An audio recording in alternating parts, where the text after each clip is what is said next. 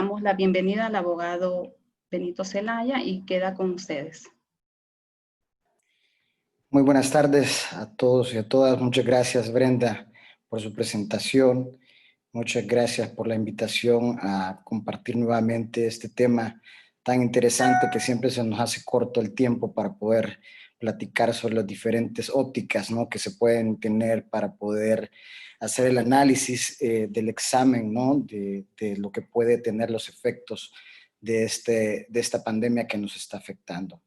Antes de compartir la presentación, pues nada más quisiera iniciar con una reflexión en relación a que cuando preparamos esta presentación, cuando preparé esta presentación, pues tratamos de abordarla de una óptica de qué es lo que necesita el contratista, ¿no?, o el constructor, o el contratante, ¿no?, cuáles son los elementos que hay que tomar en cuenta ante esta situación del COVID-19, ¿no? Y estableciendo, digamos, una diferenciación en lo que es realmente la pandemia en sí, ¿no? La pandemia como enfermedad, la enfermedad como consecuencia en pandemia, ¿no? Y en relación a los efectos que puede pues replicar esta pandemia, no solo como enfermedad, sino que es a través de las medidas realmente que toma el gobierno.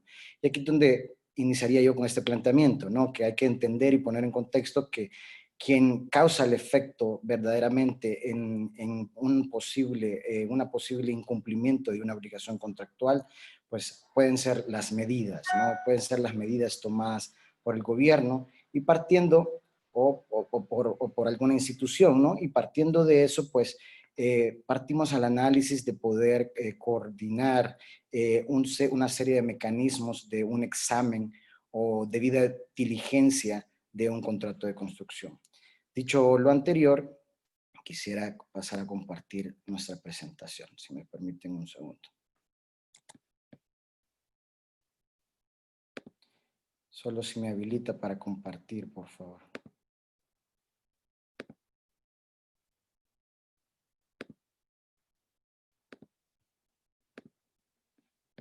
Ahora sí.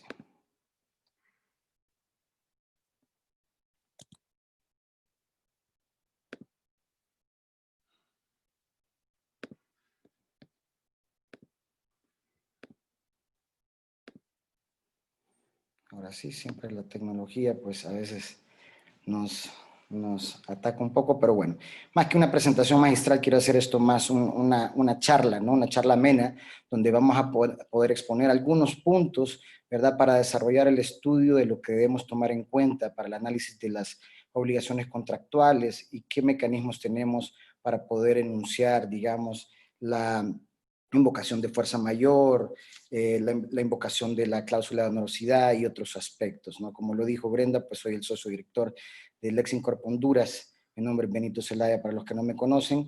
Y pues el tema es que vamos a ver ahora es efectos del COVID-19 en los contratos de construcción.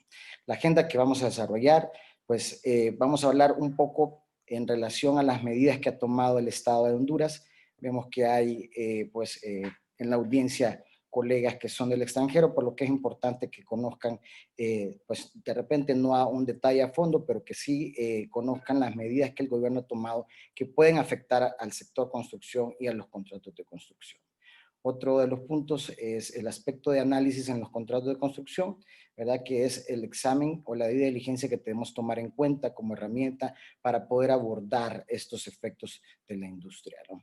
Otro de los elementos que vamos a tomar en cuenta, pues, es los derechos y obligaciones en el marco de la legislación aplicable en el sector construcción, ¿no? ¿Cuáles son los derechos y obligaciones que tenemos en relación a estas medidas y también los derechos y obligaciones que tenemos antes de esto?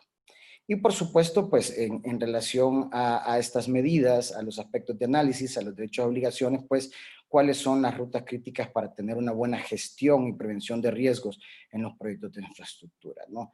Asimismo, los métodos para resolver estos conflictos y luego las conclusiones y preguntas. Con eso seguidamente, pues quisiera yo hacer un breve desarrollo de algunos de los decretos emitidos por el gobierno en relación a la afectación de los contratos de construcción.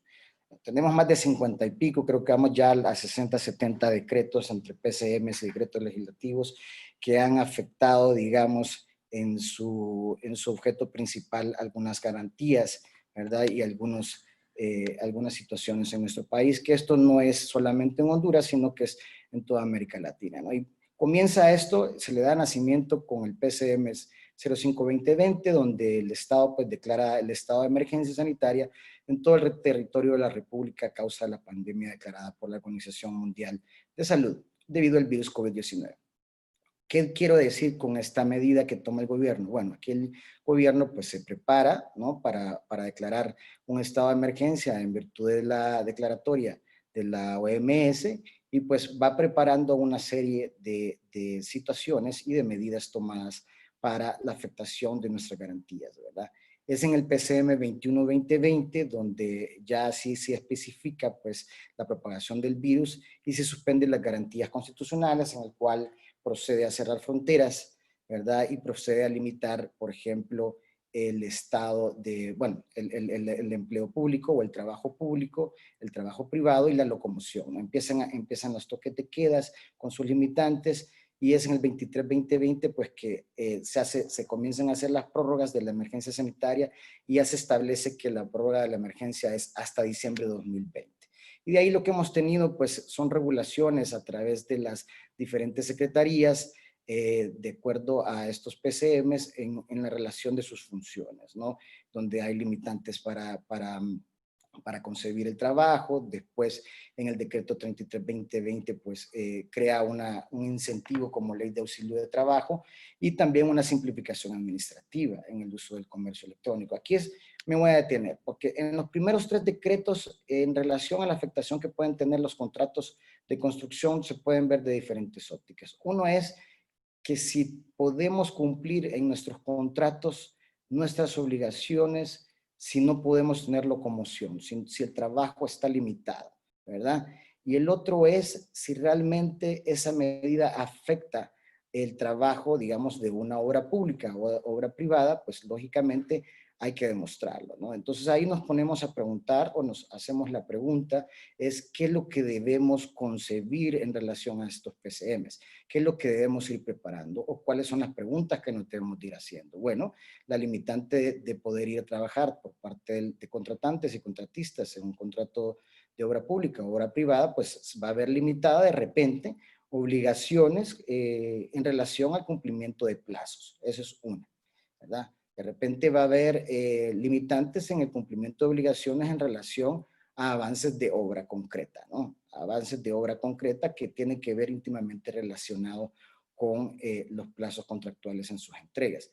Pero no solamente eso, pues estamos hablando de que en uno de los PCMs también ya, y después se hizo en su decreto 33, 2020, en la ley de auxilio, pues sí ya establece ya en relación con el 43 establece el uso obligatorio de protocolos de bioseguridad. Y esta es otra de las grandes preguntas, ¿verdad?, que en el sector construcción se han hecho. Bueno, número uno, ¿quién paga la cuenta, no? ¿Quién paga la cuenta sobre este nuevo coste que tenemos para el proyecto? Número dos, ¿tengo derecho a cobrarle este coste a alguien? ¿Quién debe pagarlo? ¿Del contratista o el contratante? ¿Verdad? Número tres, en relación a este coste, pues frente a la relación con mis empleados o colaboradores, pues debo facilitárselos o ellos deben traerlo. ¿Cuáles son las limitantes que tiene la empresa o digamos las amenazas que puede tener la empresa en relación a una posible amenaza de contagio dentro de su lugar de trabajo, ¿verdad? Estas son algunas de las preguntas que se hace el sector construcción, ¿no? Y en relación a los decretos, yo pudiera hacer también una diferenciación dentro de estas afectaciones, que son los principales decretos que, bueno, además de 50 más, pero estos creo que son los que tienen íntima relación con el sector construcción en relación a que en el 43, pues establece el uso obligatorio de los protocolos de bioseguridad. Y en el 45, en base al plan de apertura inteligente que ha decretado el Estado, pues provoca la reactivación de la industria de la construcción. Y aquí me voy a detener un poquito. Esto es interesante porque la reactivación de la industria de la construcción pues es respuesta a la solicitud del mismo gremio, ¿no? A la solicitud de la empresa privada con la intención de dinamizar la economía y poder generar y reactivar pues el trabajo, ¿no? El 3%, del 3 al 6% es más o menos el Producto Interno Bruto o la parte que da de ingreso el Producto Interno Bruto que aporta el sector construcción, ¿no? Esto es un dato que pues inclusive está en los PCMs y que lo dice pues la Secretaría de Finanzas. Entonces, ¿qué sucede? En cualquiera de los países del mundo, pues el sector construcción son los que van a venir a dinamizar la economía. Es por ello de que pues el Estado en las mesas técnicas de negociación, tanto del sector construcción, gobierno, empresa privada, pues toman la decisión de realizar las aperturas inteligentes, después las viene desarrollando a un establecimiento por fases y ahí establece la reapertura con 15 proyectos emblemáticos para el país para que puedan aperturar. Entre ellos el aeropuerto de Palmerola y algunas carreteras que son de vital importancia, así como algunos temas de puertos y aeropuertos, ¿no? Va in vivito ahí algunos APPs que tampoco cerraron operaciones, que tienen alguna relación, ¿verdad?, con el sector construcción. Pero bueno, ¿qué más podemos decir de de estas medidas tomadas por el gobierno? Es que en el 33, en el decreto 33-2020, cuando habla de la ley de auxilio al teletrabajo y la simplificación administrativa y el uso y comercio electrónico, pues esta ley provoca una apertura de relación entre las comunicaciones que existen tanto en la empresa privada como entre la empresa privada y el Estado, ¿no? Habilita el teletrabajo para que las empresas, las entidades gubernamentales puedan pues ejercer pues sus funciones sin que tengan, pues sin que puedan ser vulnerados los derechos de las partes y que tampoco pues se expongan, ¿no? Que puedan trabajar desde su casa y pues también habilita, ¿no?, el tema de la ley de firma electrónica, ¿no? Permite la ley de la firma electrónica y también habilita el consentimiento para la contratación de diferentes negocios jurídicos, ¿no? El artículo 38, en el literal C y el D, habla propiamente, ya lo vamos a compartir en un momento,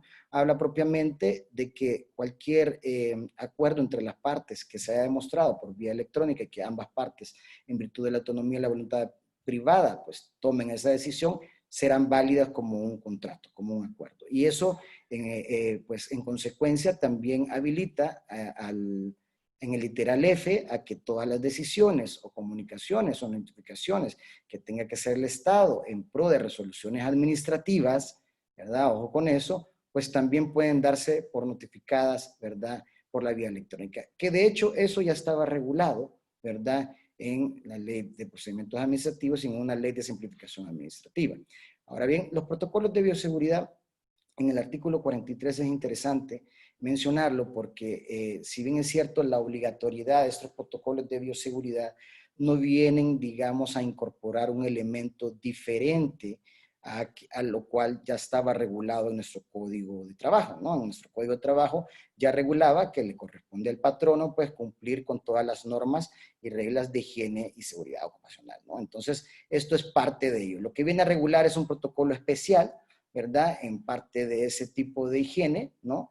Y que ahora pues es relacionado de acuerdo a la pandemia, ¿no? Y entonces ahí es donde sucede en la memoria histórica, en estas mesas del sector construcción, que pues se presentan protocolos por diferentes industrias para poder habilitar, ¿no? Para poder habilitar el sector. Ojo con esto no es un tema de carácter obligatorio, sino que se hace en virtud de poder dinamizar la economía. De hecho, el decreto 45, en la reactivación de la industria, pues establece en su literal 13 el sector construcción para construcción de viviendas y obra pública, ¿verdad? Obra pública. Decidieron tomar por ahora esa apertura del sector en virtud de que consideraron que eran las empresas de mayor, digamos, envergadura que podrían tener la capacidad técnica para instaurar estos protocolos de bioseguridad mediante estas mesas inteligentes del sector de apertura inteligente, ¿verdad? Entonces, dicho todo lo anterior, estas son algunas de las medidas que el gobierno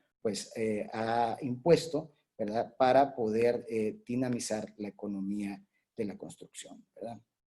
Siguiendo con eso, pues ya tomando en cuenta que hemos visto cuáles son estas medidas que ha tomado el gobierno, vale aclarar y vale hacer la observación que es importante hacernos un examen de qué es lo que tenemos que analizar nosotros en nuestros contratos. Y aquí es donde yo pues señalo algunos aspectos, ¿verdad?, que hay que analizar. Uno es pues identificar dentro de dentro de nuestro instrumento contractual es si tenemos una cláusula de fuerza mayor, ¿no? ¿Por qué cláusula de fuerza mayor? Pues bueno, es importante tener una cláusula de fuerza mayor, ya que esta debemos tenerla consensuada en nuestro contrato. ¿Por qué? Porque nuestro código, si bien es cierto, el Código Civil no regula directamente pues el concepto de fuerza mayor, por analogía, en referencia al artículo 18 del Código Civil, ¿verdad?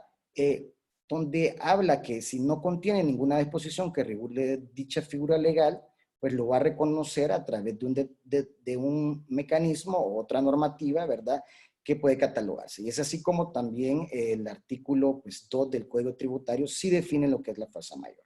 Esto ya es un tema visto, como diría un colega, porque hemos estado hablando, bueno, no solo yo, sino que en los diferentes webinars que hemos estado, pues han estado hablando sobre el tema de la fuerza mayor. Sin embargo, consideramos pues que es importante tener en contexto que el artículo 2 del Código Tributario sí lo define, y en su literal 17 dice que es fuerza mayor, que es todo acontecimiento que no ha podido preverse o que previsto no ha podido resistirse, que impide hacer lo que se debía o era posible ilícito. Aparece como obstáculo ajeno a las fuerzas naturales y que se opone al ejercicio de un derecho o al espontáneo cumplimiento de una obligación. Este concepto de fuerza mayor no vale por sí solo, ¿verdad? Este concepto de fuerza mayor pues, valdrá si está enunciado, ¿verdad?, en un contrato. Y ahí vamos a diferenciar dos cosas, porque estamos hablando de los efectos del COVID-19 en los contratos, pero vamos a decir, bueno, tenemos esta cláusula de fuerza mayor en nuestro contrato, ¿qué es lo que tenemos que ver en esta cláusula y cómo está regulada? Bueno, si la tenemos, tendremos que ver si existe y cuál es el mecanismo que existe para invocarla, ¿verdad? ¿Cuál es el mecanismo que existe para invocarla? Podemos encontrar diferentes clausulados en el cual puede decir, bueno, que deberá notificarse 10 días después de haberse conocido el efecto, ¿no? El efecto de la fuerza mayor. O con solo darse cuenta de la declaratoria de fuerza mayor. Sin embargo, en Honduras no tenemos per se una declaratoria de fuerza mayor. Ustedes me van a decir, bueno, pero el estado de emergencia declarado por el Estado, valga la redundancia, es una declaración de fuerza mayor directa. Bueno, la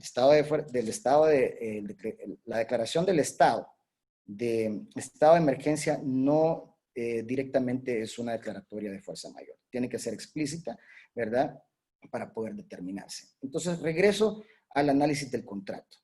No quiere decir, ojo con lo que acabo de decir, no quiere decir que no podamos invocarla. Lo que nos va a facilitar es que si está regulada, vamos a tener los mecanismos para poder hacer la invocación de esta, ¿verdad? Vamos a regresar entonces al contrato. Determinado que tenemos una cláusula de fuerza mayor, vamos a tener que analizar si existe la cláusula, bueno, ya lo dije, y si tiene un mecanismo para poder invocarla, cuándo se debe invocar esta misma y qué es o para qué sirve esta cláusula. Es importante manifestar que la cláusula de fuerza mayor no es una cláusula que le va a servir como un cheque en blanco ni al contratante ni al contratista, ¿verdad? ¿Por qué digo cheque en blanco? Bueno, porque la invocación de la cláusula de fuerza mayor pues no va a servir para eventos, digamos, de daños y perjuicios como en un webinar de estos me consultaron, ¿no? Eso es importante. La fuerza mayor lo que hace es limitar, digamos, o exonerar del cumplimiento de ciertas obligaciones. Como lo dije al inicio, la exoneración de cumplimiento de ciertas obligaciones que debido a esa fuerza mayor no se pueden cumplir. Y esto no quiere decir que con solo la anunciación o la invocación de la fuerza mayor, ahí ya se me va a exonerar del cumplimiento de la obligación. Yo debo demostrarlo, tanto para el que le afecte, ¿no? Para cada una de las partes, si le afecta al contratante o le afecta al contratista.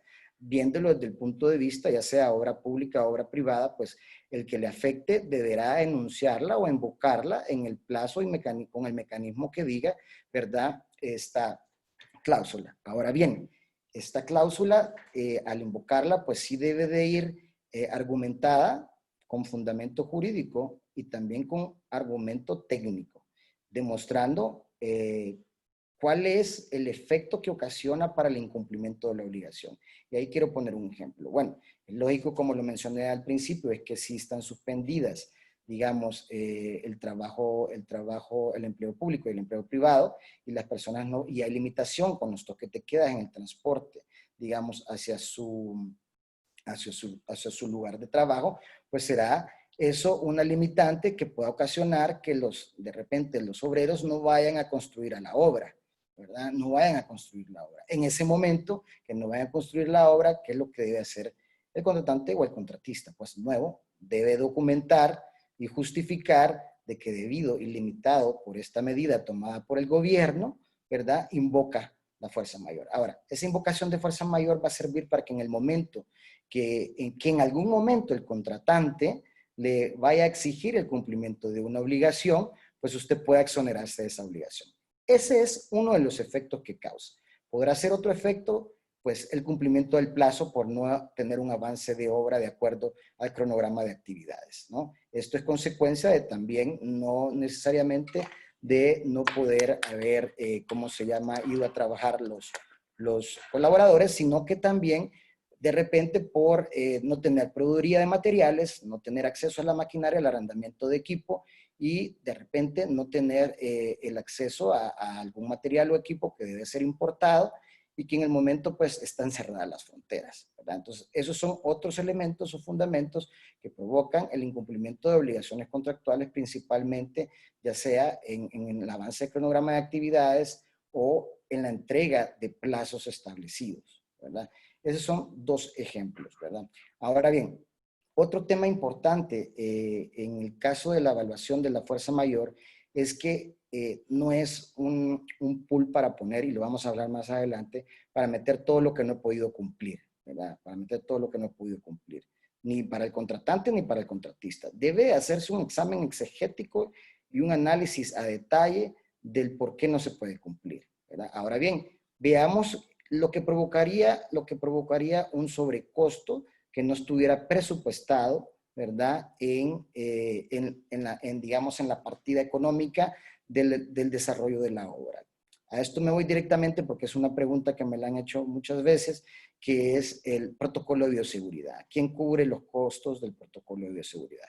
Pues bueno, el costo del protocolo de bioseguridad, quiero comentarles que como les dije al inicio, dependerá, lastimosamente siempre en estas conferencias tenemos un depende, ¿verdad? Pero dependerá del análisis del contrato, ¿verdad? Del análisis del contrato de cómo esté desarrollado y establecido. Pero en principio, por regla general, la fuerza mayor aplica para una y para otra vía. ¿Qué quiero decir con esto? Pues que la fuerza mayor, ese hecho imprevisible, ese hecho irresistible, ese hecho que no estaba contemplado y que en algunos contratos dice que es un acto de Dios, ¿verdad? Entonces también le afecta al contratante, así como le afecta al contratista. Es un hecho que no le corresponde o no es imputable al contratante, ni tampoco al contratista, ¿verdad? Entonces ahí es cuando se debe de buscar, ¿verdad?, los mecanismos indicados para alegar esta fuerza mayor y pues poder invocar de repente, ya vamos a ver todo el subclasulado que vamos a tener dentro del contrato para darle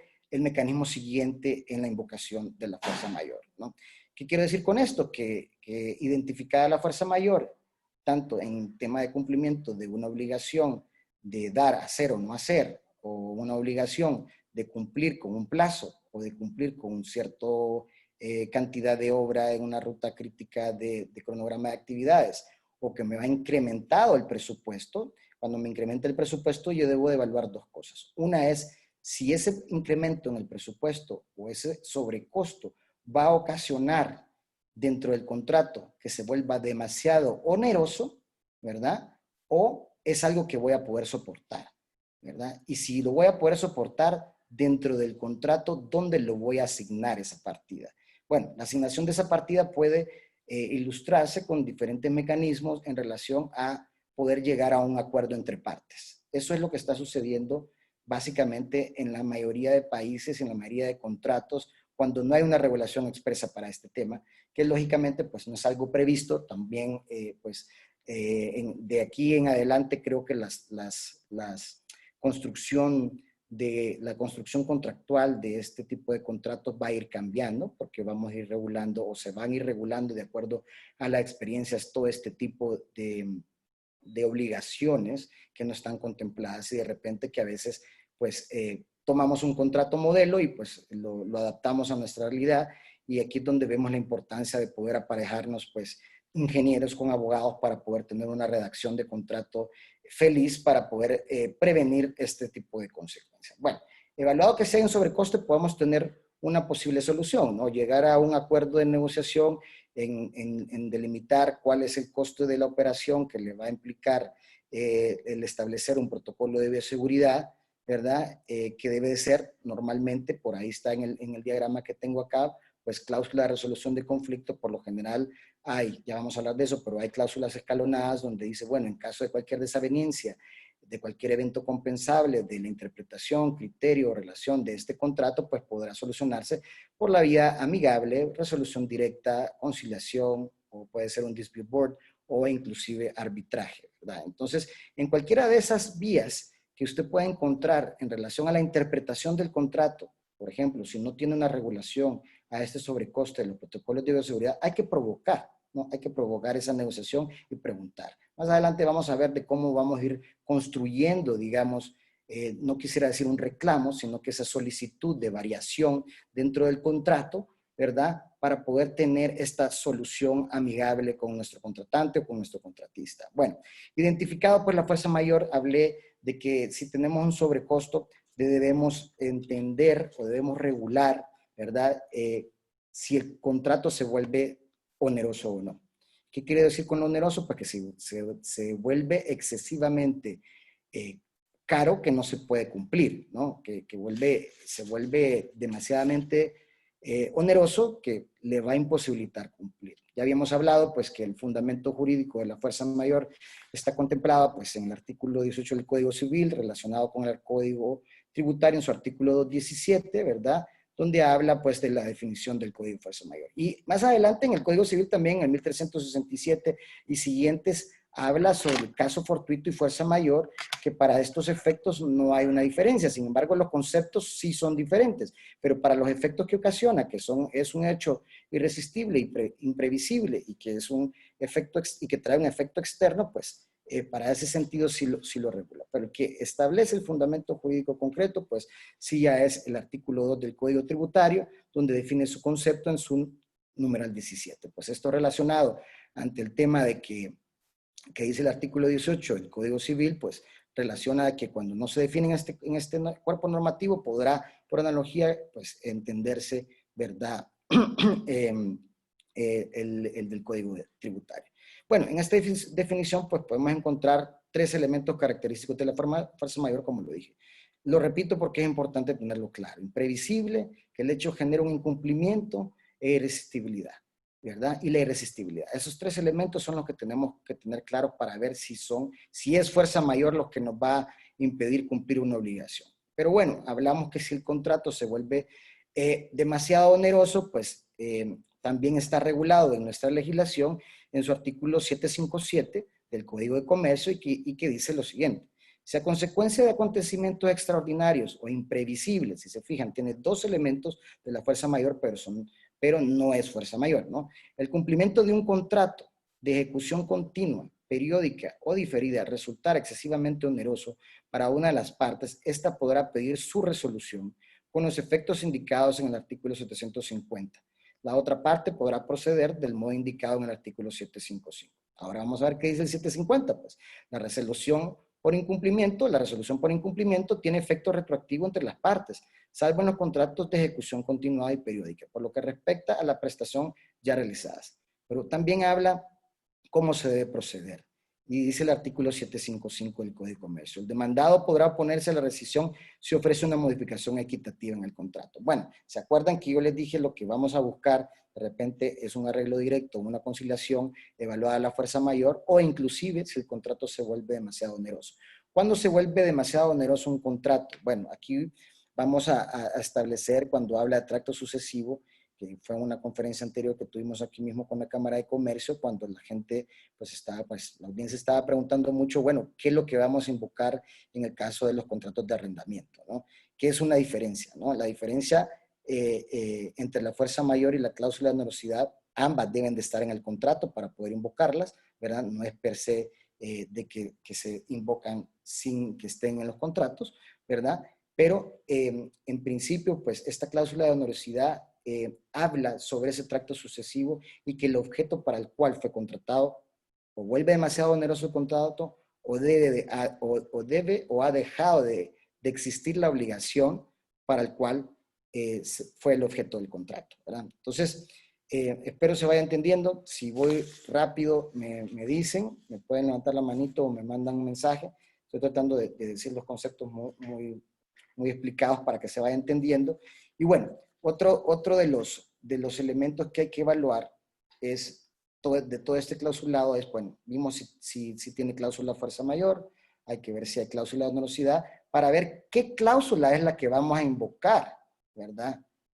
De los efectos del COVID, ¿no? De los efectos que provocan el COVID. Vamos a identificar que esos efectos son fuerza mayor o si esos efectos provocan un tema de onerosidad, ¿verdad? Ahora bien, puede suceder que dentro de toda esta pandemia puedan cambiar normativas. Si ustedes se fijan, hoy por hoy, el Estado ha lanzado un compendio de decretos ejecutivos y decretos legislativos que ratifican en los decretos ejecutivos y algunas leyes inclusive, bueno, que los decretos igual son ley, ¿verdad? Pero que establecen y reforman, ¿verdad? Normas, ¿verdad? Que pueden generar un impacto en los contratos. Y es ahí donde habría que determinar si este tipo de contrato tiene alguna cláusula de cambio de legislación.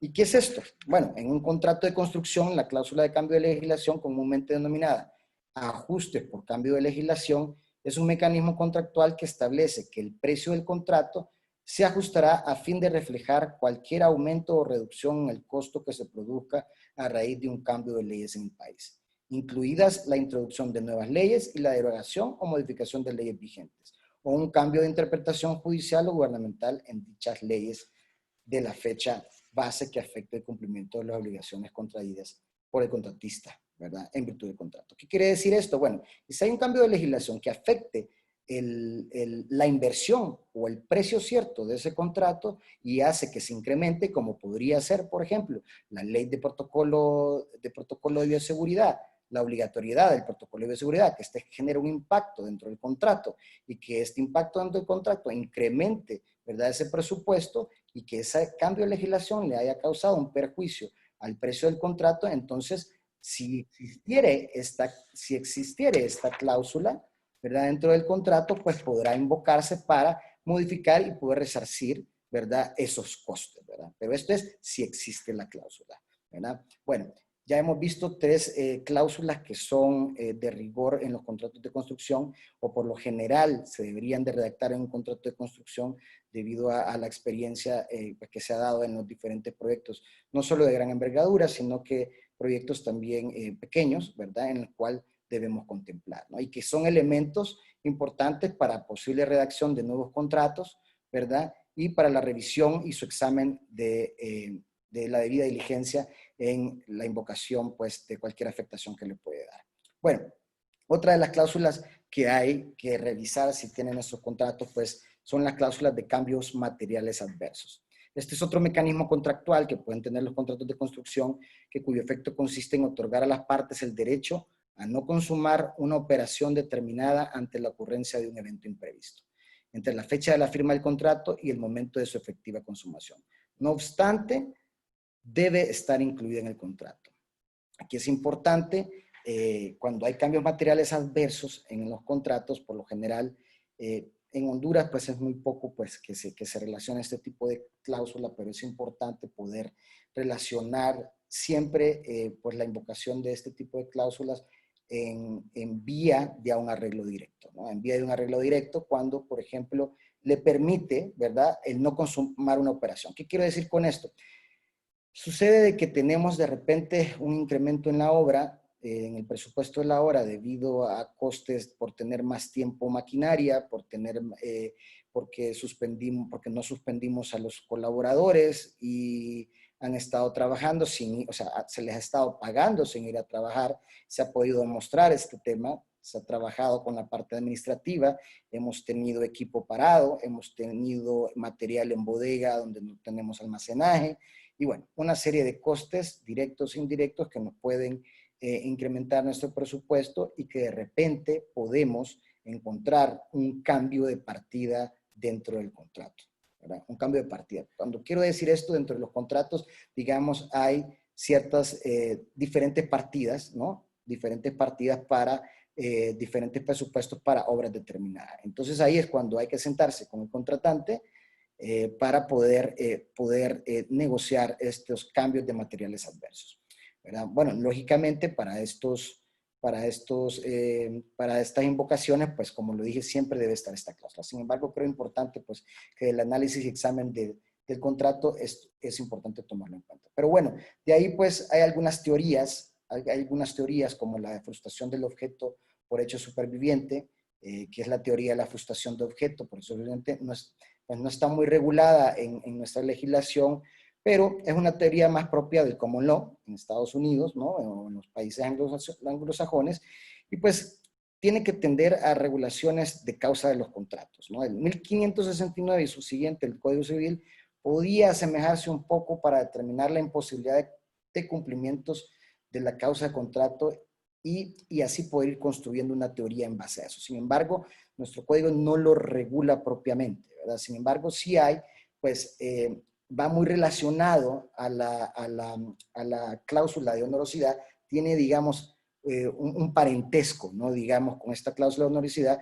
porque el objeto, ¿verdad? El objeto para el cual, pues, debe existir ese contrato, pues, o sobreviene este contrato, podría dejar de existir. Y algo que lo leí, pero no lo expliqué, o de repente no me siento de repente conforme con la explicación que di, de acuerdo a la cláusula de honorosidad, es que en la cláusula de honorosidad, cuando el objeto no se puede cumplir, pues no solamente ha dejado de existir pues, para el cual se desarrolló, sino que esto debe de estar pues relacionado en el contrato y debe invocarse de esa manera. Ahí explico esto porque a veces hay una confusión en alguna reunión que tuvimos con algunos locatarios de arrendamiento de locales, pues mencionaban de la fuerza mayor en este caso, ¿no? Y en este caso, pues, lo que aplicaría, pues, es el hecho superviniente a el objeto del contrato. Y bueno, la cláusula que también debemos tomar en cuenta y revisar en nuestro contrato es cuál es la cláusula de resolución de conflictos, ¿no? Porque habiendo pasado por las 4 anteriores, debemos tener contemplado, ¿verdad?, cómo vamos a activar, ¿verdad?, nuestro mecanismo frente a nuestro contratante y en qué etapa, ¿no? En qué etapa lo vamos a hacer. Lo vamos a invocar, vamos a solicitar una variación, por ejemplo, una variación en el tema de los costes, una variación adelantándonos al tema del cumplimiento de obligaciones, porque debemos sentarnos a hacer un nuevo cronograma de actividades para el cumplimiento de plazos, por ejemplo.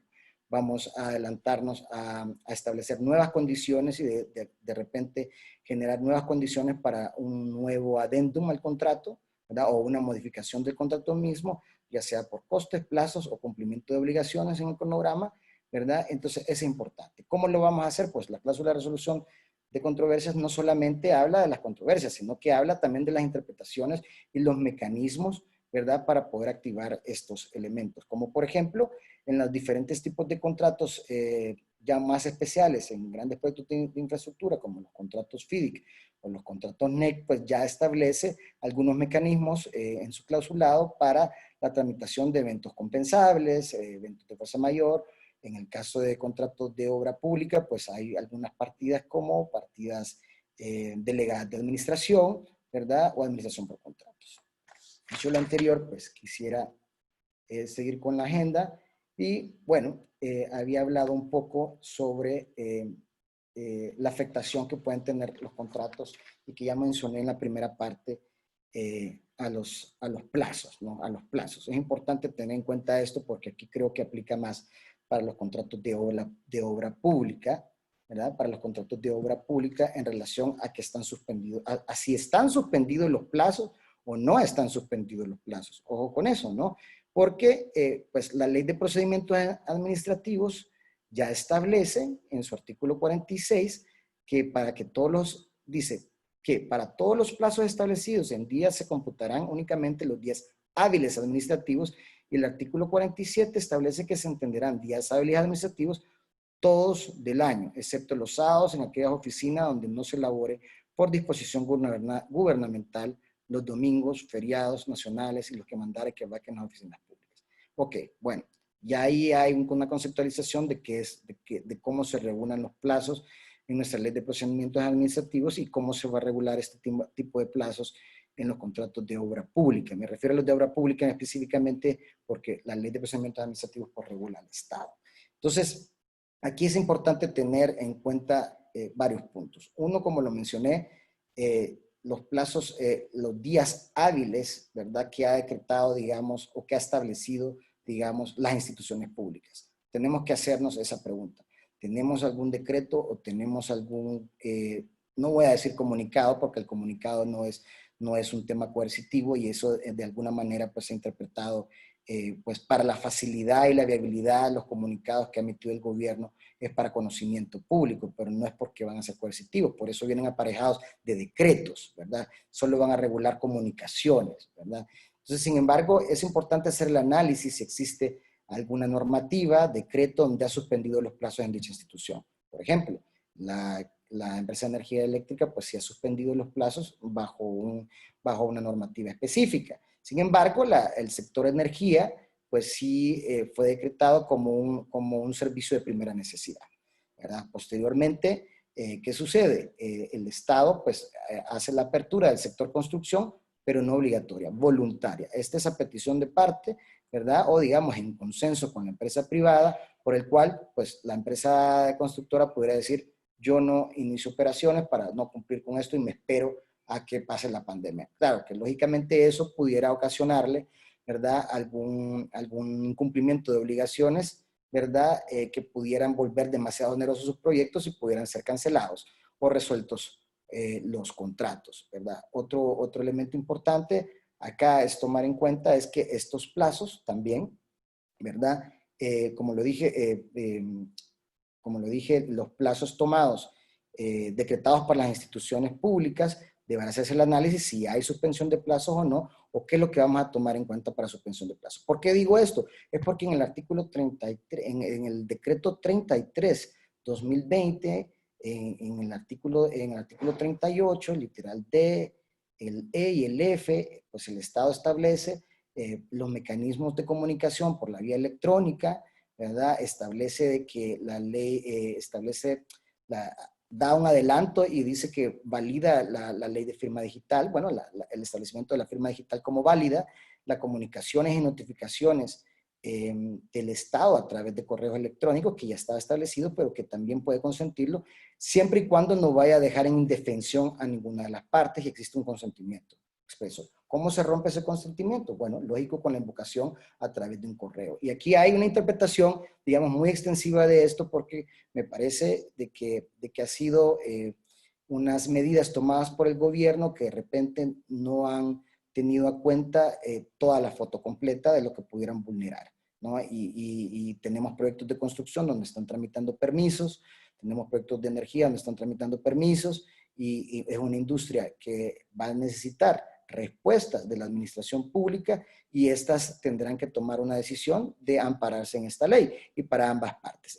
Esto quiere decir que podría en algún momento pues dejar como válido pues que estos plazos para las comunicaciones, para las invocaciones de recursos, de reposición, actos administrativos y todo este tipo de situaciones, pues la viabilización, ¿no? La viabilización, que eso es lo que provoca el artículo 38, ¿no? Es importante decirlo, ya lo mencionaba el artículo, el decreto 33/2020, también el artículo 40, el decreto 43 y el 45, que uno es el del protocolo de bioseguridad, y el 45 es el que establece ya la reactivación del sector económico en el artículo 17, numeral 10, ¿verdad? Esto lo puedo poner al final, estos decretos, ¿verdad? Para no distraernos, pero es importante tener en cuenta esto en relación a los plazos. Bueno, pero bueno, al final, ¿qué es lo que actualmente está ocurriendo en los contratos? Los contratistas pues se encuentran enfrentando o prevén que así será problemas de entrega de productos y servicios a sus clientes o en su caso de recibirlos de sus proveedores, ¿verdad? Tanto como de repente contratistas que en proveeduría de materiales como obligaciones contractuales que tenemos frente a nuestros contratantes. Estos problemas son consecuencia directa pues, de las actuales restricciones por el gobierno, como mencioné, en el estado de excepción, ¿no? Cierre de fronteras, etcétera. En cuanto a productos y de mano de obra o por medidas tomadas por sus empresas para proteger a sus empleados o simplemente porque hay personas que estén enfermas, Son estos solo ejemplos. Hay mucho más que van desde situaciones relativamente simples y de duración limitada a otros más complejos en los que no hay posibilidad de retomar la normalidad, ¿verdad? Esto es lo que está viviendo realmente la empresa del sector construcción, ¿no? En el tema de sus proyectos. Ahora, ¿qué más nos ronda en la cabeza? Pues, ¿quién es el responsable? Como lo dije, y aquí es importante, pues, asumir las consecuencias, ¿verdad? Determinar quién va a asumir las consecuencias y determinar si este coronavirus y sus consecuencias son fuerza mayor o no. Y a través de este concepto u otros similares, si una parte puede terminar dentro de su análisis, debe terminar o suspender la ejecución de un contrato o no entregar un producto o servicio temporal definitivamente, sin necesidad de compensar la otra. ¿Qué quiero decir con esto? Pues que, como les dije, la fuerza mayor no es un cheque en blanco para decir, bueno, aquí voy a meter todo y me voy a tardar todo el tiempo que quiera.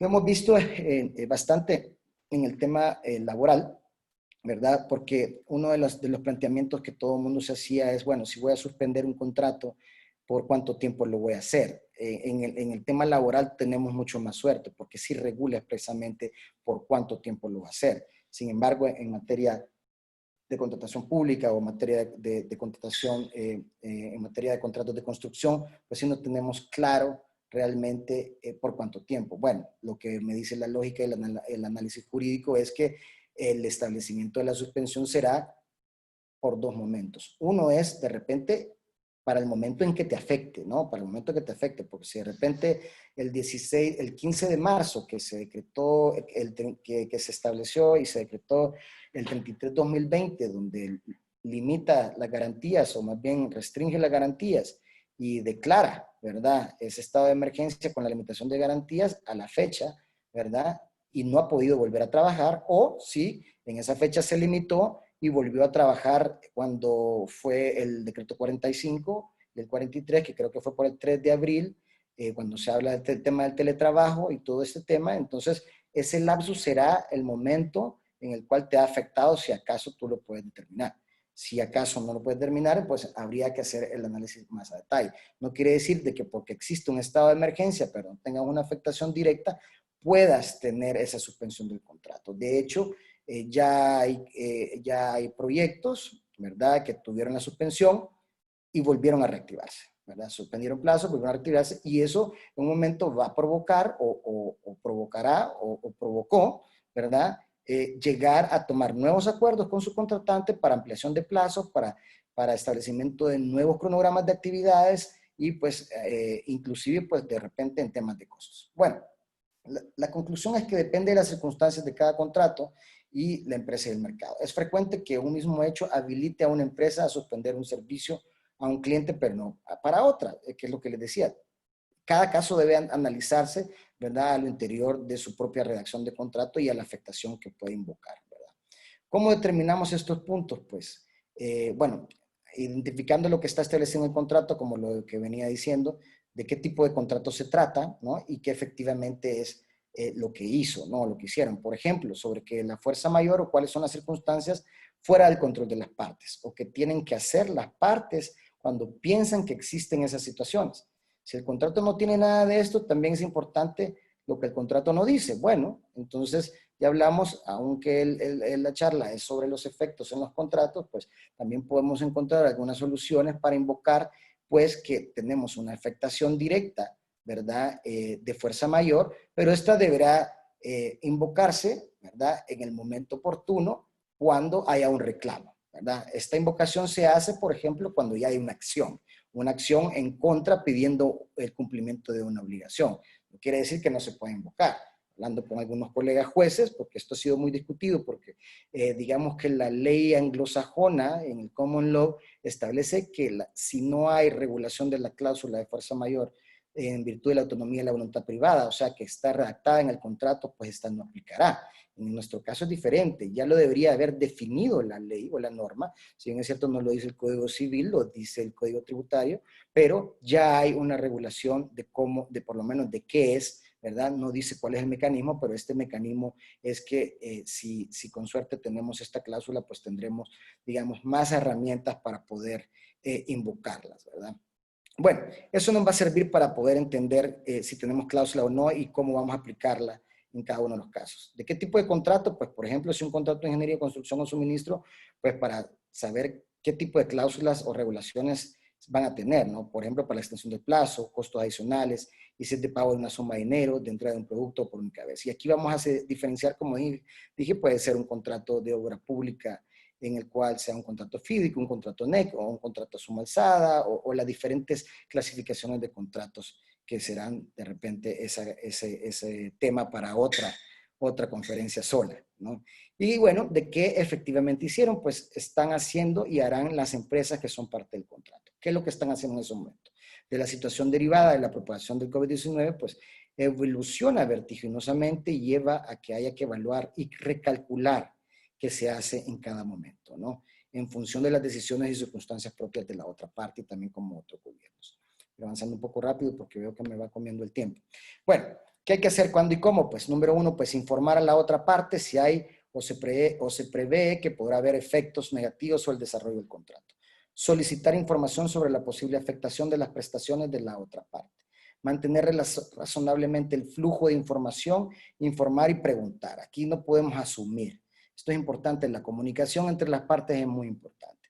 Poner en marcha los procedimientos previstos en el contrato para notificar los problemas derivados del COVID-19. Esto es importante que una vez haciendo el análisis del contrato, dentro de las 4 o 5 cláusulas que mencioné anteriormente, es identificar cuál es la que debemos aplicar, cómo la debemos invocar y cuál es el mecanismo que vamos a hacer. Resulta ser que en algunos contratos de infraestructura, ya sea FIDIC o de asocios público-privados o digamos, de mantenimiento y operación o cualquier tipo de contrato tiene diferentes llaves o claves. ¿Qué quiero decir con esto? Pues que los mecanismos son diferentes y debemos saber cuál es el mecanismo que debe aplicar. Eso es de vital importancia porque si no logramos cumplir con ese mecanismo, pues no vamos a lograr pues eximirnos del cumplimiento de esa obligación para el cual fue diseñada esa cláusula. O cuando no es posible hacerlo en forma completa, temporal o definitivamente, pues las razones y expectativas, si no hay procedimiento en el contrato, igualmente informar en los plazos razonables, ¿verdad? Lógicamente estamos hablando del famoso concepto de una nueva realidad, una nueva normalidad, y yo creo que va a privar mucho la mediación, la negociación. Me gustaría, bueno, ya hay algunos que están en la audiencia que son expertos en mediación, y pues me encantaría poder tener intercomunicación para que nos hable también un poco de eso, porque la mediación va a privar en toda la negociación de estos contratos, ¿no? Ya sea si haya cláusula o no haya cláusula, pero yo creo que aquí hay algunos elementos que hay que tomar en cuenta para poder hacerlo. ¿Qué más hay que hacer? Pues bueno, mitigar los riesgos, hay que hacer esfuerzos razonables para intentar eliminar, reducir las consecuencias negativas para el contrato, adelantarnos, tenemos que ir siempre un paso adelante, ¿no? No sentarse a esperar a discutir con la otra parte alternativas posibles y soluciones negociadas que reduzcan riesgos, sino que ser propositivos, ¿no? Si hay negociaciones, pues mantenerlas constantes, pero ordenadas, documentarlas, proponer definiciones de roles, agendas y plazos específicos para las tareas de cada parte, porque si no, el tiempo va pasando y de repente se suspenden ya las garantías, o sea, se vuelven a instaurar las garantías y pues no ha terminado ni siquiera el procedimiento y pues se va a ver un poco más enredado, ¿no? Por eso que en el momento que decida o en el momento que usted considere que tiene una afectación directa, en ese momento hay que hacer la revisión e invocar, digamos, los mecanismos que hay que realizar. Mantener la comunicación, como lo había dicho, pues una comunicación fluida para maximizar la negociación de ajustes o reprogramaciones, mantener un canal de comunicación único para evitar las confusiones y mensajes inconstantes, tener en cuenta que lo que se dice por teléfono, WhatsApp o por correo electrónico, por cada carta puede ser todo relevante para el contrato y elegir bien la forma de comunicación o las palabras. Registrar y guardar. Esto es importante no solamente en un momento de COVID-19 en los proyectos de infraestructura y en los contratos, sino que siempre. El tema de las bitácoras y el registro y las rutas planteadas en las planificaciones son de vital importancia porque esa es la lectura de lo que va pasando en el proyecto, ¿no? Implementar un sistema de guardado y custodia de la información interna en la comunicación con la otra parte. Y bueno, generar toda la documentación de notas y llamadas.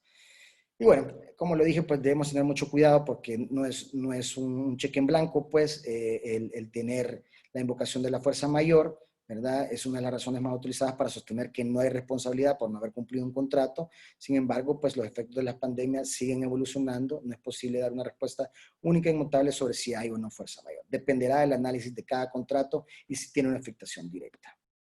Y bueno, aquí hay algunos elementos que creo son de importancia para gestionar y administrar un contrato o una gestión de prevención de riesgos en los proyectos de infraestructura o en los contratos. Y bueno, uno es evaluar los temas contractuales y legales a considerar, ¿no? Ya vimos los clausulados y podemos también determinar, aquí sería importante determinar en la parte, en los temas legales a considerar, pues de repente, cuáles son las herramientas que tengo para ello. Las medidas preventivas, pues toda la documentación y registro, como lo dice, identificar cuáles son los posibles conflictos, eso lo vamos a ir determinando o conociendo en las negociaciones o en las comunicaciones, vamos a conocer un poco cuál es el espíritu, digamos, de la otra parte, tener un claro plan de continuidad del negocio, ¿no? Y las sugerencias prácticas para poder evolucionar en él. ¿Cuáles son los temas? Pues tienen que ver en relación al objeto, alcance y situación del proyecto. Es importante documentar en qué etapa estaba el proyecto, cuál era el objeto a ese momento y cuál era su situación, ¿no?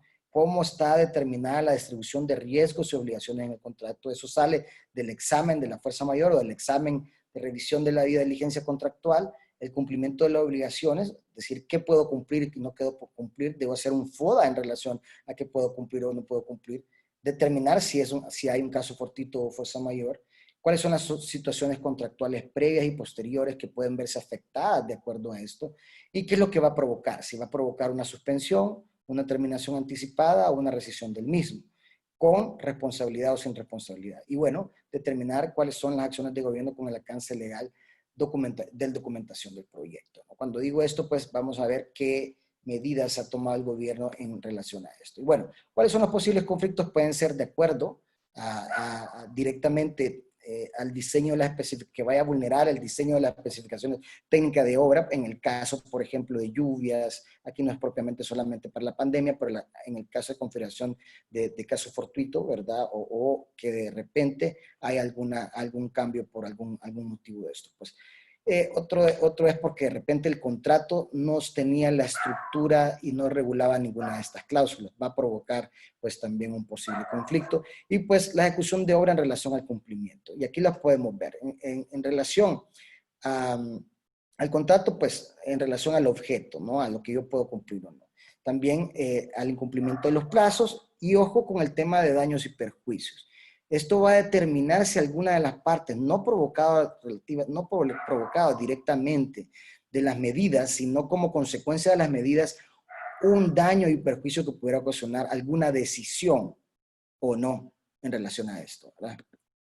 Y bueno, conflictos relacionados al objeto del contrato puede ser variación en los costos, como lo dije, originalmente contemplados por causas extraordinarias, como es el caso, las deficientes definiciones del alcance de la obra, que no esté claro. Estas variaciones o estos conflictos no solamente aplican para el tema de las pandemias, ¿verdad? Los trabajos adicionales que puedan ser provocados de acuerdo en relación a esto, ¿no? Un cambio de diseño, un cambio de obra de acuerdo a este tema, ¿verdad? Que puede suceder de acuerdo al quitar una partida para subsanar otra, para complementar, por ejemplo, temas económicos.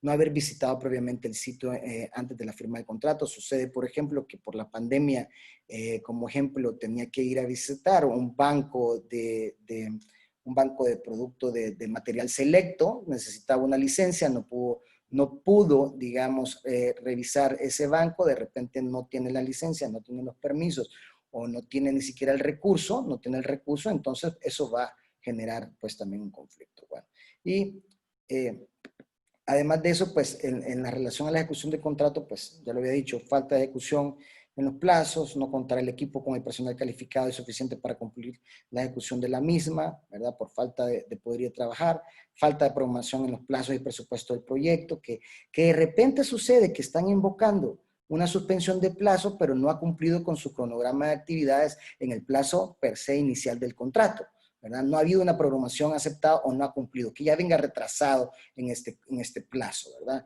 Otro tema es, como lo dije, pues ya el tema de subsuelo o geografía a distancia que se haya visto impedida por este tema de la suspensión de las medidas o de las garantías, ¿verdad? Una mala ejecución en la ingeniería básica o preingeniería e ingeniería detalle, ¿verdad? Y pues También el no establecer los plazos convirtiendo en una ruta crítica causal de conflicto. Que invoquemos o digamos, invoquemos la fuerza mayor, pero no presentemos nunca un nuevo plan o cronograma, ¿verdad? Y no ha cumplido con el anterior, no se ha establecido un nuevo cronograma y eso hace en un incumplimiento de la ruta crítica que puede ser en causal del conflicto.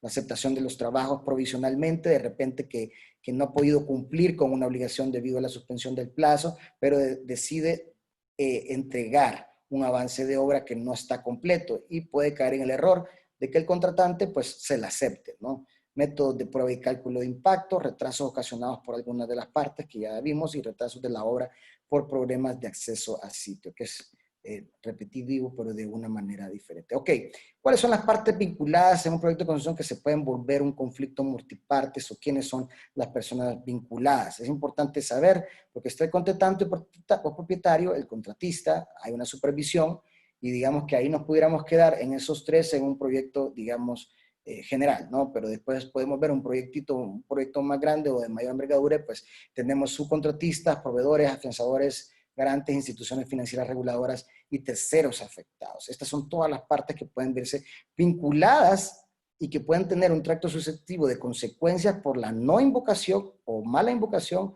¿verdad? O invocación de la fuerza mayor o de cualquiera de los clausulados que hemos hablado anteriormente.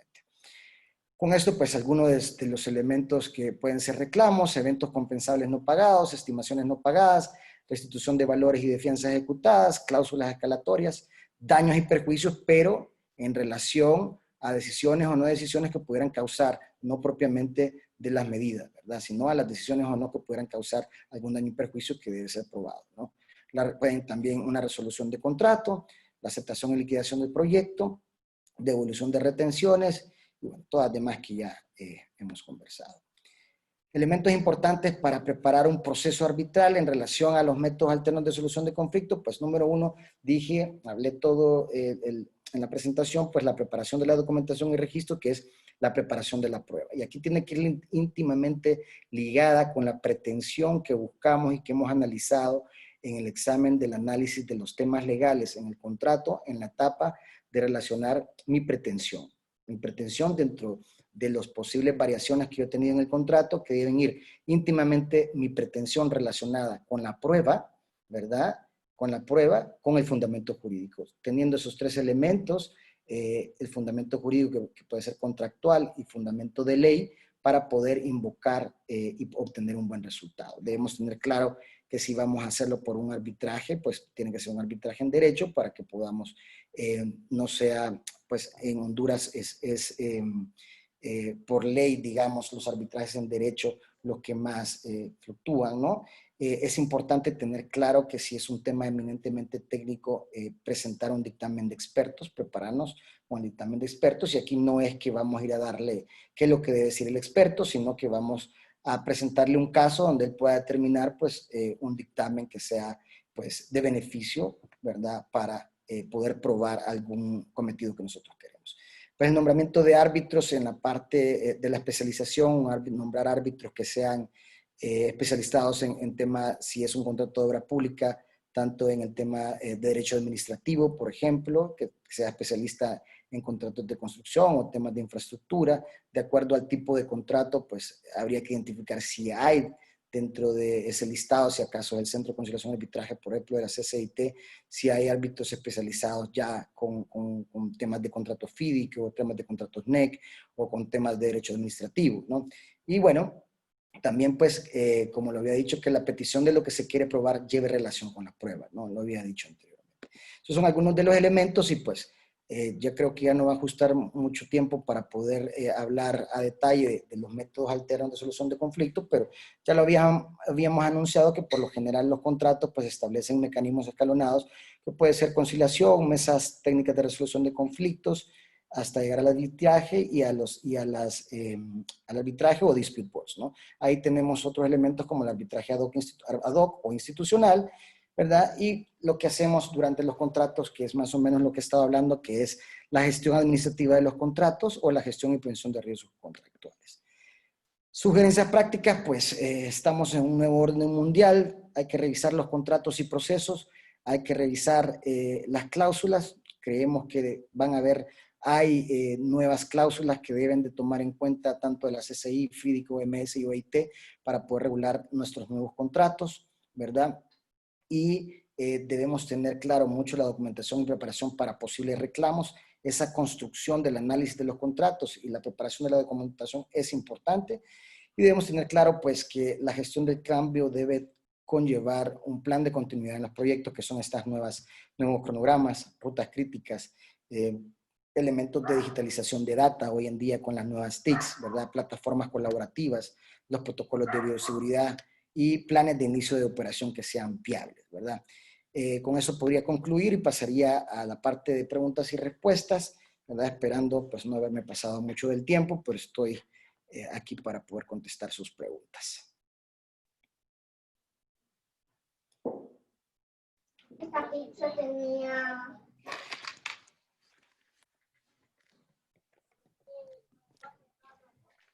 Bien, abogado, gracias por su exposición.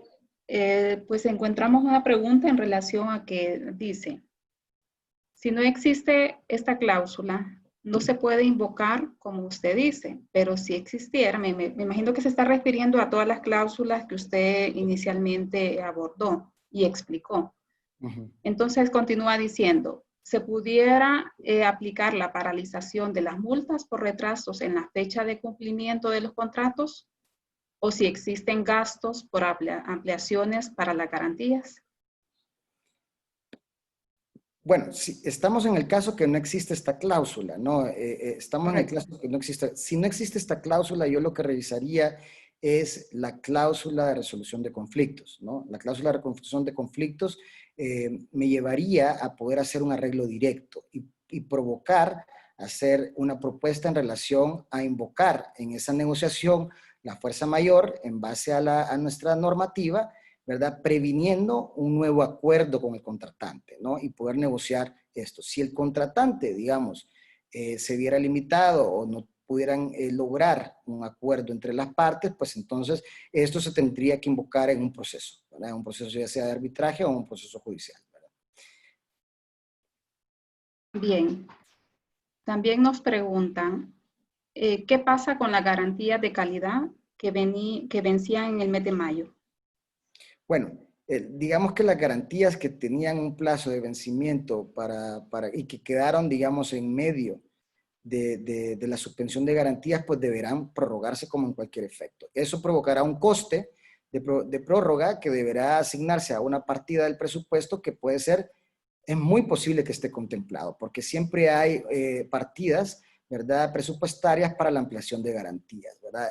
Y ahí es donde viene también, de acuerdo al tipo de contrato y la revisión, el riesgo empresarial, ¿no? El riesgo empresarial que asume en la revisión de la distribución de los riesgos, ¿verdad? Ahí mencionaba yo en la presentación de que habrá que evaluar cuál es la distribución de los riesgos de las partes, hasta dónde se ve limitada esos riesgos en cada una de las partes, ¿verdad? Y ahí es más saber construir, ¿verdad? ¿Cómo lo va a invocar? Yo siempre, per se, invito a que la gente vaya a presentar esa comunicación primero, ¿verdad?, a su contratante para poder llegar a un acuerdo. Si no se llega a su acuerdo, pues entonces nos iremos a invocar cláusulas, ¿verdad? Bueno, cláusulas, si no tenemos la cláusula, pues nos iremos ya a alegarlas en un juicio. Pero si tenemos las cláusulas, pues hay que invocarlas y presentarlas a nuestro contratante. Muy bien. Otra pregunta que nos realizan es, si un contratante requiere que se realicen pruebas por sospecha de contagio del COVID, ¿a quién le corresponde realizar ese pago? Bueno, lo mencioné, pero con mucho gusto lo puedo repetir. Bueno, si el contratante pide pruebas de COVID por sospecha de contagio, ¿quién la paga? Bueno, no es el contratante, es un protocolo de bioseguridad. El protocolo de bioseguridad es obligatorio para todos y el Código de Trabajo ya regula que el contratante, bueno, el patrono, mejor dicho, debe de cumplir con los protocolos de higiene y seguridad ocupacional, ¿verdad? Dentro de eso debería él, digamos, frente a su colaborador, pagar ese costo. Frente al contratante, deberá, como mencioné anteriormente, la fuerza mayor aplica para una y para otra parte. No es que el contratante le pida, es por ley que se le ha pedido, ¿verdad? Porque hay una declaratoria de emergencia nacional y existe una ley. Esa ley pudiera provocar esta afectación. Entonces, pudiera intentar, digamos, llegar a un arreglo con su contratante, ¿verdad? Para poder ir a partes iguales, por decirlo así, o podría determinarse de acuerdo a las partidas como esté establecidos los riesgos en el contrato. Muy bien. Siempre recordándoles a los participantes que pueden realizar sus preguntas en el icono que aparece en la parte inferior de su pantalla, que dice Q y A, está pues en inglés. También nos hacen otra pregunta. ¿Cuál sería la mejor forma de redactar una cláusula de fuerza mayor y la de resolución de conflictos?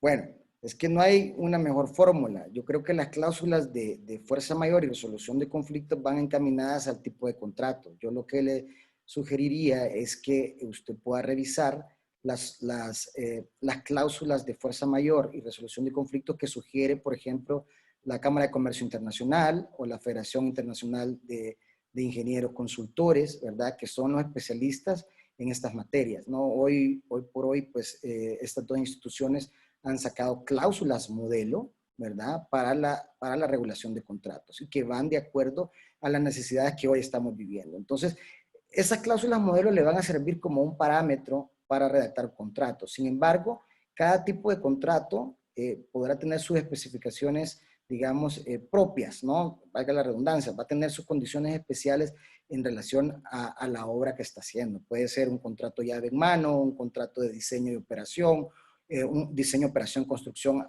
administración y mantenimiento. Entonces, tiene que ver mucho con el objeto del contrato para poder escoger un tipo de esta cláusula. Sin embargo, yo recomiendo mucho la cláusula de fuerza mayor de la CCI y la cláusula de FIDIC, ¿verdad? Que es la Federación de Ingenieros Consultores, ¿verdad? Ingenieros especialistas en Derecho a la Construcción. Y podría agregar, si vamos, pues estamos en Honduras y estamos regulando esto, pues lógicamente, pues la cláusula de resolución de conflictos que está colgada en la página del CCA-CCIT, ¿no? No podría hacerle el comercial a quienes son mis anfitriones, ¿verdad? No podría dejar de serlo. Eso es lo que podría decirle. Sí, abogado, muchas gracias. Nos preguntan si es posible que se pueda argumentar la rebus sic stantibus en la jurisdicción hondureña en los contratos de construcción. Sí, Miguel, ¿cómo está? Gusto saludarte. Buen amigo, bienvenido. Por supuesto, la rebus sic stantibus, pues es lo que hablé en la cláusula de honorosidad, ¿no? Es la que puede aplicar, pero pudiera aplicarse en los contratos de tracto sucesivo, ¿verdad? En los contratos de tracto sucesivo cuando ha dejado de existir realmente la obligación para el cual fue, el objeto para el cual fue construido ese contrato, ¿no? Eso es lo que pudiera decir.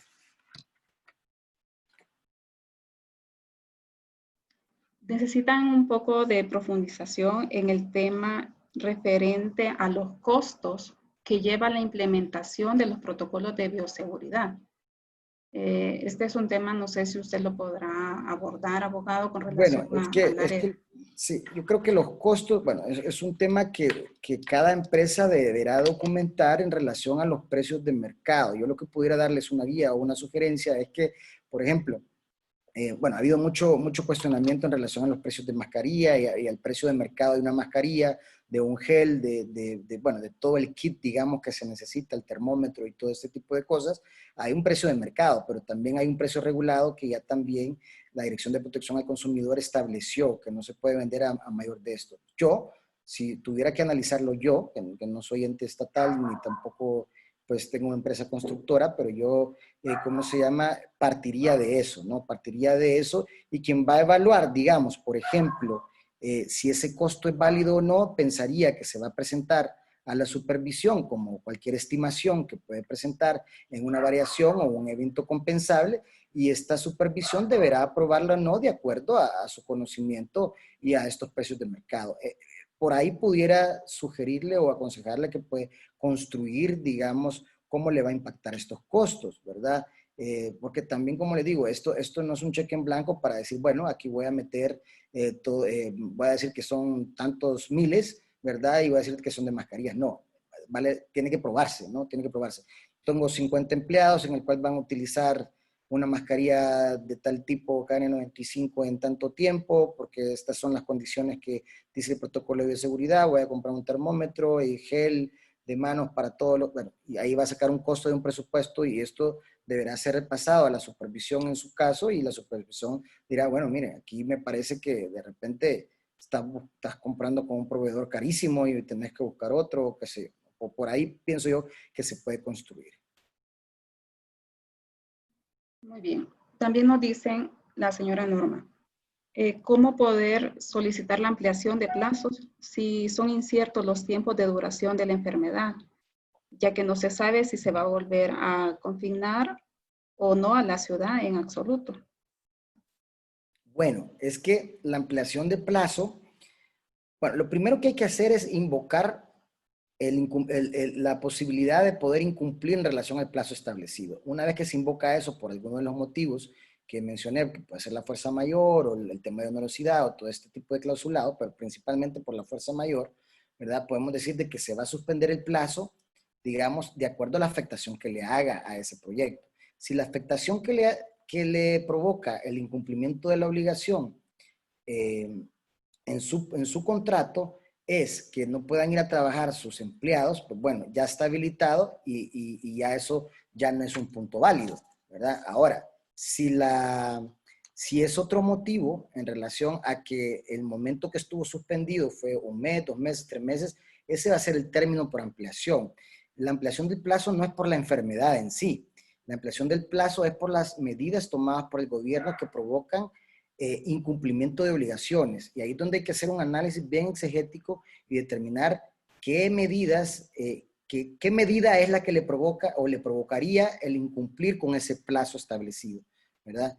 Entonces, si ya tiene en cuenta cuál es la medida, como por ejemplo, pues el no poder ir a trabajar, ¿verdad? Entonces, eso ya hay un plazo, ya estuvo desde el 15 de marzo al 3 de abril, más o menos, que fue cuando se reactivó el sector construcción. Pero dice, bueno, usted no tiene la obligación de acatar el protocolo de bioseguridad. Dice, no, yo mejor no me voy a exponer y mejor me voy a esperar hasta que acabe la emergencia. Bueno, la emergencia acaba, según decreto, en diciembre, ¿no? El 30 de diciembre o 31 de diciembre de eso. Entonces usted podía estar en suspenso por todo ese tiempo. ¿Cómo le invocaría? Entonces, bueno, la suspensión del plazo por la medida tal que provoca el incumplimiento de mi obligación con entregar el proyecto en tal plazo y que va a estar suspendido mediante esta medida me afecte en poder ejecutar esta obligación.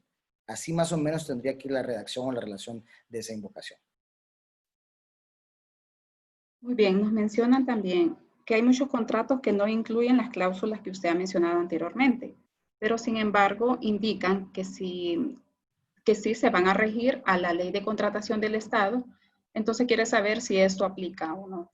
Claro, cuando nos vamos a un contrato de obra pública y al artículo 29 de la ley de adquisición y contratación del Estado, pues habla que la fuerza mayor debe ser calificada, ¿verdad? Entonces usted puede invocarlo, como lo dije, lo único que siempre primero va a buscar el arreglo directo o la mediación en el contrato y si ahí no logra ningún acuerdo, pues tendrá que aplicar e invocar esa medida de calificación de fuerza mayor un juez, ¿no? Cuando haya un juez o un árbitro, ¿verdad? Cuando haya ya un reclamo formal de la obligación, ¿verdad?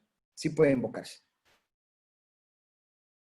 Bien, también recordarles que como se está grabando esta conferencia, va a quedar en lo que es la plataforma de Facebook Live de Cámara de Comercio. Y pues todavía nos quedan unos minutos. Si aún desean abordar otra pregunta que ha quedado pendiente para ustedes o ampliar algún tema de los que se han desarrollado por parte del abogado, pues ustedes tienen en este momento la oportunidad de poder realizarla. Nos dice también el señor Eduardo Duarte que por qué es aplicable la rebus sin stantibus si una de sus características es que no sea un hecho imprevisible. En este caso, por ser parte de la comunidad global, era imposible que no hubiera casos de COVID en Honduras. Entonces se pierde el carácter de de ser impredecible.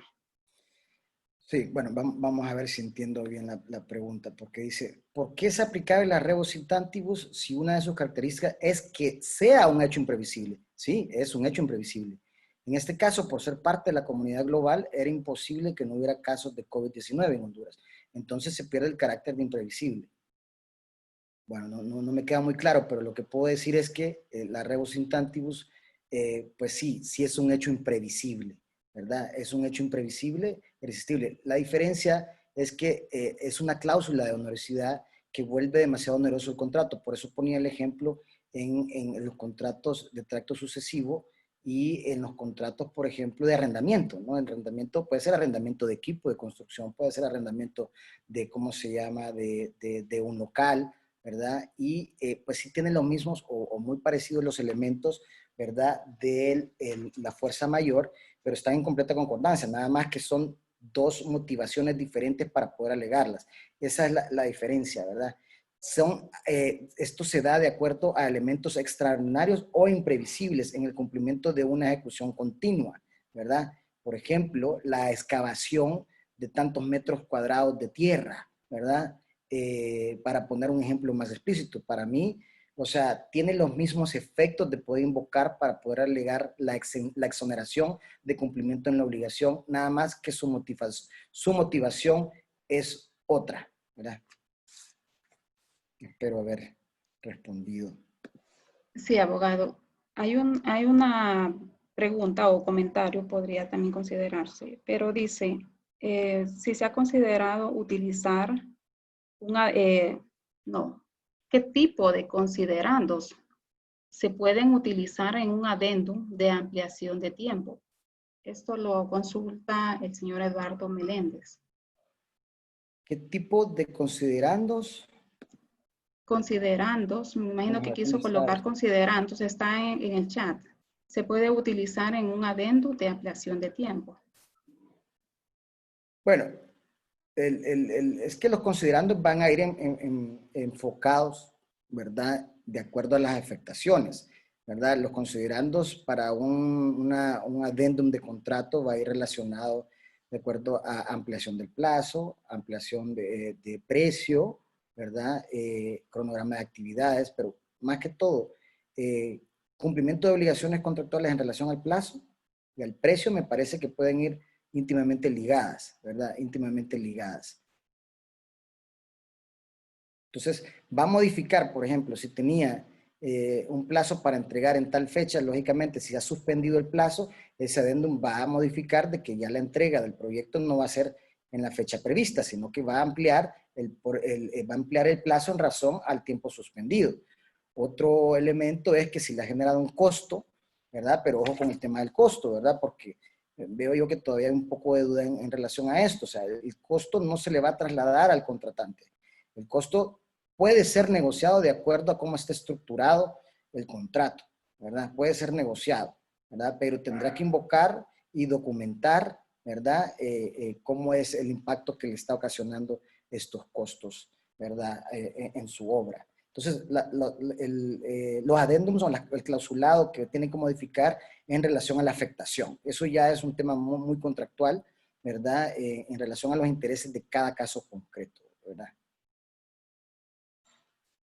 Bien, abogado, creo que hemos abordado las preguntas que nos han dejado en la plataforma de Zoom y muy interesante lo que nos ha explicado en cuanto al tema de la gestión y prevención de los riesgos contractuales.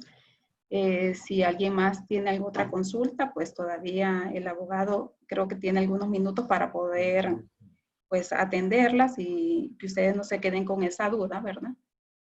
Y si no, pues darle las gracias, abogado. Si en este momento pues no hay otras preguntas, solamente recordarles que agradecemos ese tiempo que ustedes han dedicado para nosotros para poder también profundizar en cuanto a este tema de los contratos de construcción y la experiencia que el abogado Benito tiene en cuanto a esta materia, también en el tema arbitral y lo que es litigio.